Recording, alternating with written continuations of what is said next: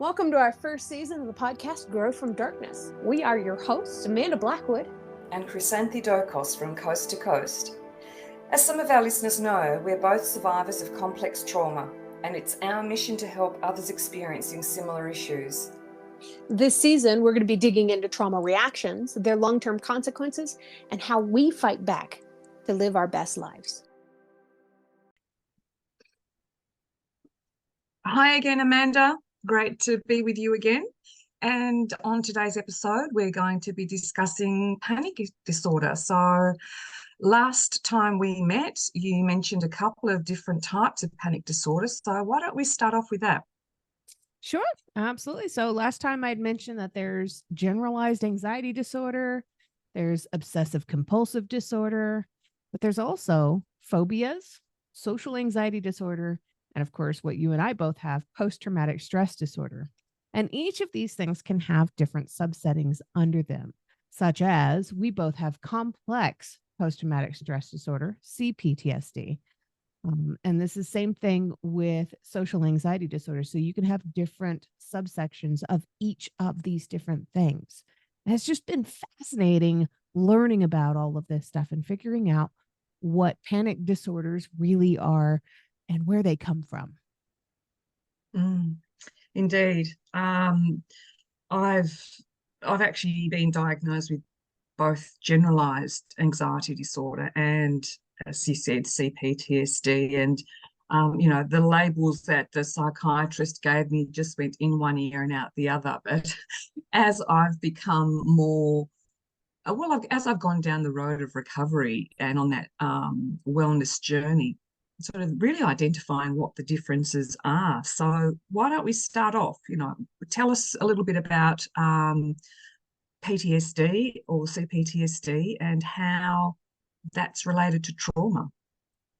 Well, PTSD really wasn't even a medical term until the 1980s. And that was something I think we talked about in the first couple of episodes. We did, yeah. About what PTSD is, what it looks like, how it functions in the brain. But trauma-related panic disorders, basically of any type, it's a panic disorder that's caused by a traumatic event. So post-traumatic stress disorder is one of those. We think of PTSD as being the all-encompassing trauma energy. That's not it at all.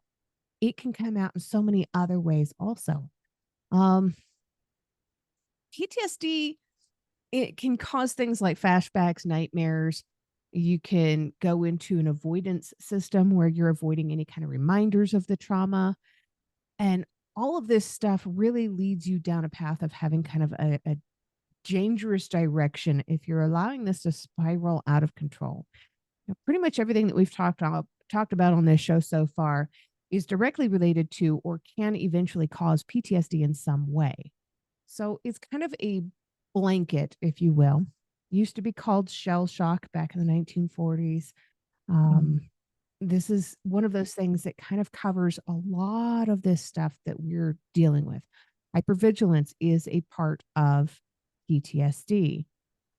Eating disorders, heart palpitations, these are PTSD related. They can also be related to other things as well, such as social anxiety disorder. The social anxiety disorder is going to be more covering things like avoiding situations, avoiding people, not being comfortable in a crowd. That's something that I deal with.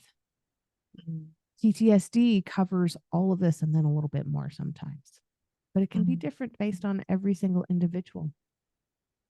Exactly. And I think that's a really important point to raise, is that everyone experiences it differently and has different ways that it's exhibited. So, when you're feeling certain things, when you are experiencing things like chest pain or dizziness, numbness of the hands and feet, rapid breathing, sweating, trembling, weaknesses, those are some of the symptoms that you can experience through panic disorder. But it may not necessarily be across all of the different panic disorders. So, and I think we mentioned this last time we met, that sometimes you can mistake that for a physical medical problem, when in fact it's actually an emotional, psychological situation that we need to be dealing with. So let's talk about a little bit about the effects of that. So how does it actually affect your daily life if you're experiencing some sort of panic disorder? So panic disorders can really affect you in a lot of different ways. If you have something like obsessive compulsive disorder, which is one of the panic disorders, it can really affect you in ways like you become so obsessed with numbers or with cleanliness. I have had friends that have had OCD, obsessive compulsive disorder, to the point where they would wash their hands so often that their fingers would crack and bleed. My mother did this when I was younger, and she always blamed it on how often she washed her hands while she was cooking. That's not it at all. She had OCD, and it was absolutely a panic disorder. This was not something that was unrelated in any way. And she wouldn't talk about or deal with whatever the trauma was. So I don't know what truly caused it in her, but this is a major problem. It caused her hands to crack and bleed and caused a lot of pain for her. She wasn't a germophobic, which there's phobias. That's what a lot of people automatically think comes from obsessive compulsive disorder. And sometimes one can trigger the other, but they don't necessarily have to coexist. Phobias can cause you to completely avoid a lot of stuff.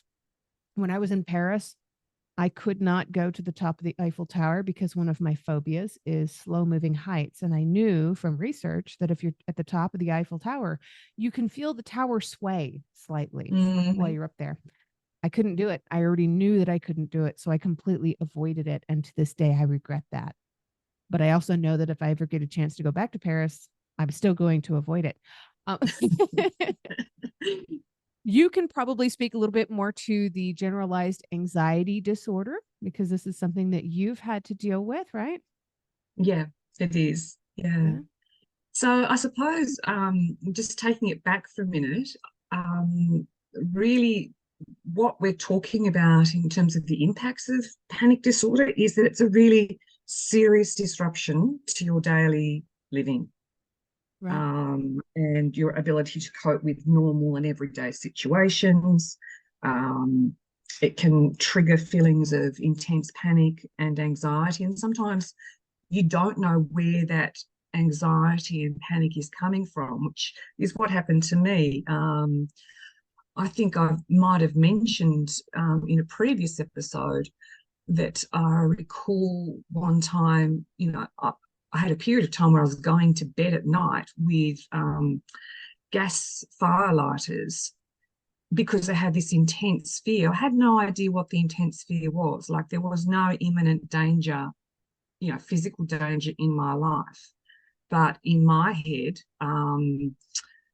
something had sparked and I was just fearful to the extreme where I didn't feel safe at night going to bed.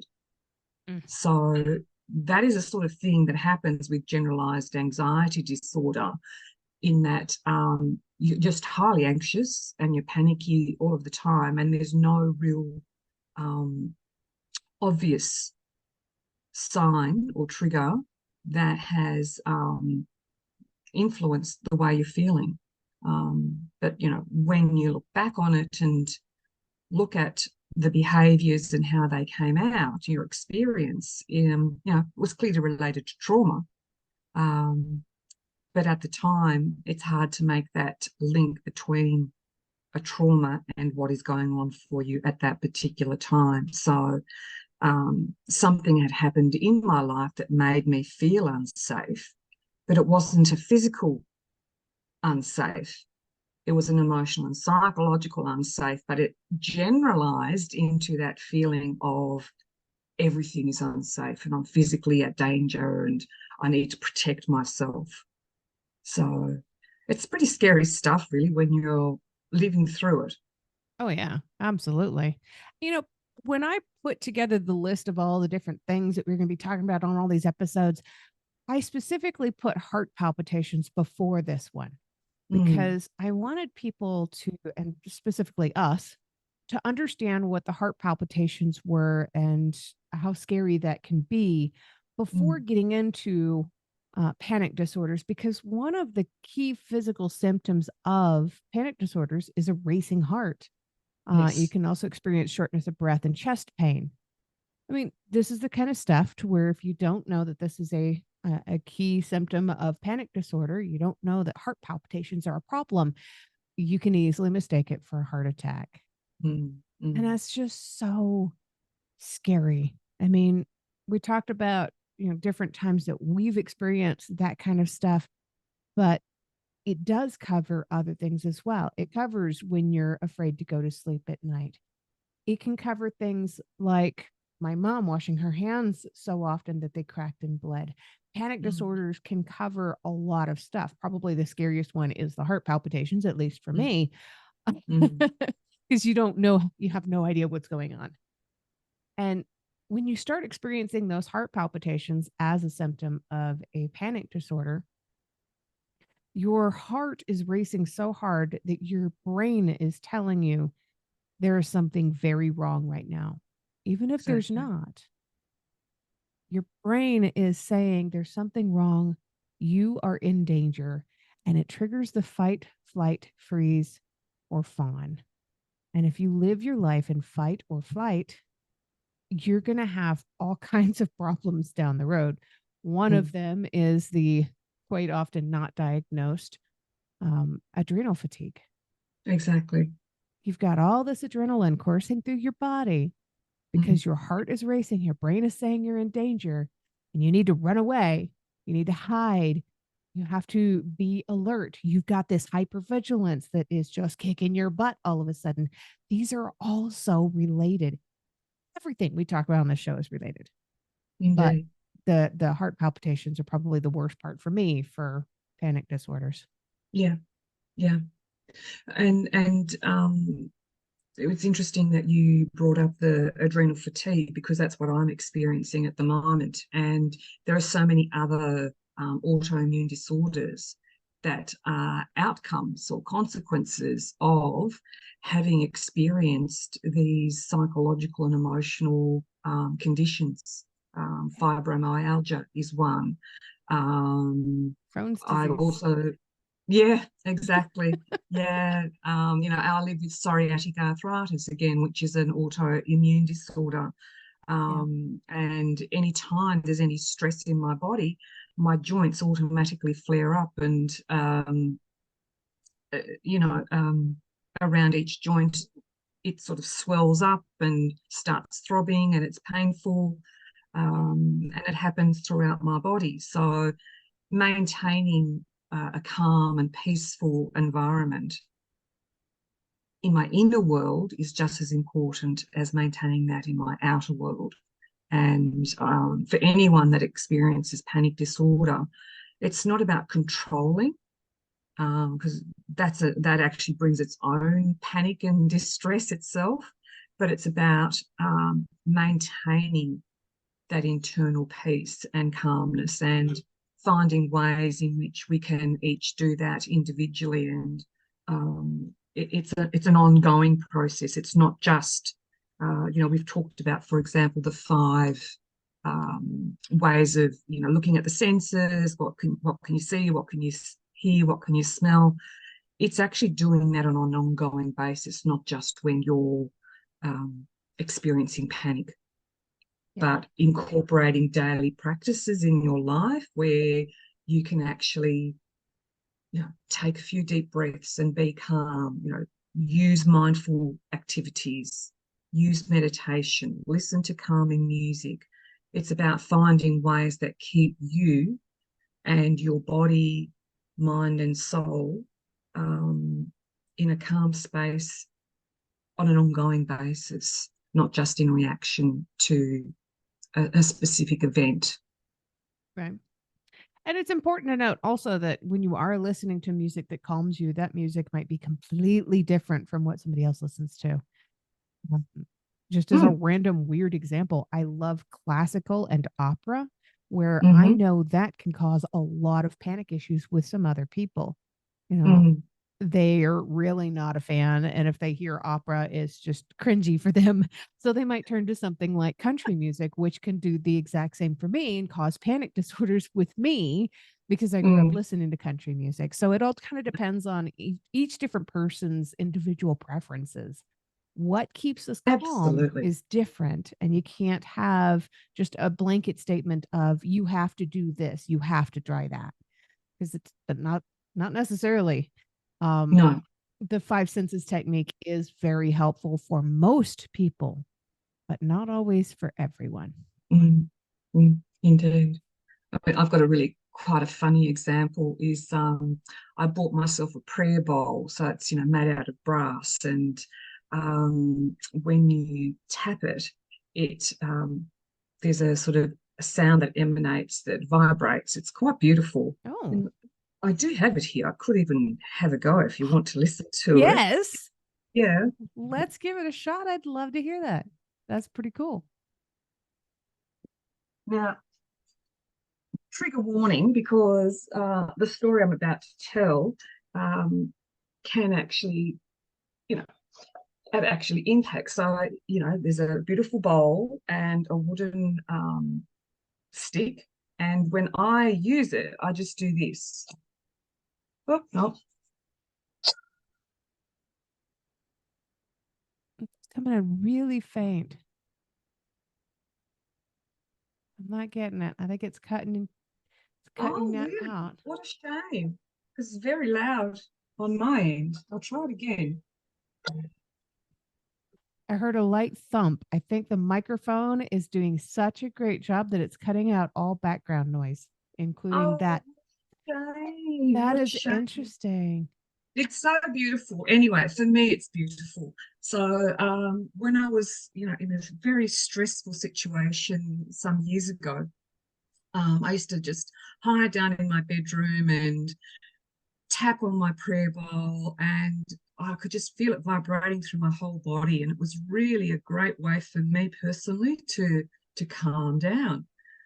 Well, my teenage daughter at the time, for her, it did not gel at all. And she would scream out from upstairs in her bedroom, "Turn that thing off, I've told you before." So for her, it actually was a sensory overload, and it used to cause her a lot of distress. I would get very frustrated thinking, I'm trying to do my thing here so that I can calm down, but I was actually causing her stress. So going back to the point that you just made is, and the reason why I brought it up is that each of us actually have different ways of finding that calm place. And it can be as extreme as that example that I've just shown you, because what works for one is not going to work for the other. And it's so important, particularly if you do experience a panic disorder, to find what works for you, because otherwise you're going to be in this constant state of hypervigilance, which is not a healthy way to be. Absolutely. And it's not all that helpful. If you find something that works for you, it's not all that helpful for you to try to push that onto somebody else. And that's really important for other survivors or supporters to recognize. You can't tell somebody to just get over it. You can't tell somebody you're not trying hard enough because you haven't tried XYZ yet. You have no idea what's going to trigger a panic attack in somebody else. You have no idea what they've been through, what their triggers are. You can sit with them and try to help them through it, but don't try to force what works for you onto somebody else. That's like, for me, one of the greatest things in the world is to laugh, and I love watching comedies. It helps to calm me down when I'm in that panic mindset. Yeah. But that doesn't work for everybody. For some people, watching TV and watching a program like that that's going to have noise is it makes them feel even more in danger, because they feel like the sound is masking what the danger might be that's coming to get them. That's so true. That's so true. So, well, we've talked about, sorry, you're right. A couple of the other physical problems that we didn't mention, by the way, is that it can also lead to heart disease, stroke, and diabetes. Yeah. Indeed. It's interesting, the link between those physical consequences and trauma, panic disorders. I mean, that whole holistic view of looking at our well-being is so important, and understanding that you know, what happens to us physically, usually there's some sort of experience that has linked to that in the past. I remember my uni days many moons ago, we used to look at the whole sort of psychosomatic response, and the idea that, you know, our psychological experiences impacted on our physical body. And it was, you know, some people around me at the time would go, oh yeah, you know, it's just your brain, you know, you need to sort that out. And you know, very much minimized it. And but it's so important to understand that link between what's going on in our brains in terms of our psychology and what's actually happening to our body. Because as we've said before, if we're in that fight, flight, survival mode, our whole body is being activated. And if that's activated constantly on overdrive, then yeah, I mean, there's going to be physical consequences, and they can be very, well, they can lead to death, ultimately. Yeah. Yeah. Last thing we want to do is die because of a panic attack. I mean, come on. That's a horrible way to go. Yeah. You know, yeah. No actual danger, but your body gives out. Yeah. Those signals. Yeah. So how do we fight? Why don't we talk about, how about we talk a little bit about some of the treatment, Amanda, for panic disorders? I've got a couple of things that I managed to research. Would you like me to have a chat about that? Yeah, absolutely. Yeah. So there's often, with treatment for panic disorders and anxiety disorders, psychotherapy is a really good way of dealing with the treatment side of things. Also medications, you know, prescribed by a professional, or a combination of the two. And with the psychotherapy, there's a couple of different ways that treatment is done. I think we've talked before a little bit about CBT, or cognitive behavioral therapy, before. Right. Can you remember, have we discussed that? Yeah. That is really very much around learning new ways of thinking and reacting to situations that provoke some sort of anxiety within us. So it's about identifying. Sorry? Can I be really honest with you real quick? First time I ever heard of CBT, I thought they were saying CBD, and it's like, I don't want any marijuana. Thank you. Sorry, you may continue now. Well, they do seem very similar, don't they? Yeah. But, you know, like on another level, CBD oil has been medically proven to help with panic disorders. And you can buy CBD oil that doesn't actually have the THC in it. So you don't have to necessarily be, you know, addicted to sort of that high of the drug. Right. So it's important to understand that there are alternatives to just the pharmaceutical model. Yep, absolutely. Yeah. Love that. So yeah, so it's about CBT, not CBD, is about changing our negative or unhelpful patterns of thinking and replacing them with more realistic and helpful ways of thinking. So it's really about our mindset. Yeah. It's also a process called exposure therapy, and that involves progressively exposing people with panic disorder to an object or situation that triggers their fear response, and at the same time teaching and practicing new relaxation strategies. So it's simply, as it says, exposure therapy, and so grading slowly over time exposure to whatever it is that is causing the angst. And then there's another way called panic-focused psychodynamic psychotherapy. I hadn't heard of this one before, PFPP. And what that does is aims to uncover underlying conflicts and experiences that have influenced the person's development of panic and anxiety. So really going right back to the trauma in someone's life. Yeah. So which is, it is, for some people will work. For some people, it's really important to address that traumatic issue, right, and deal with that, and that helps them then to subside in terms of their responses, their anxiety responses. But for other people, you just using the cognitive-based therapy and changing the way that they think about the world is a really effective way to go. So, yeah, I just thought it would be interesting for people to know a little bit about the ways in which panic disorders are treated. There is hope. You're not stuck with it. Yep. Up until I was able to get therapy myself, I was trying to deal with all this stuff myself.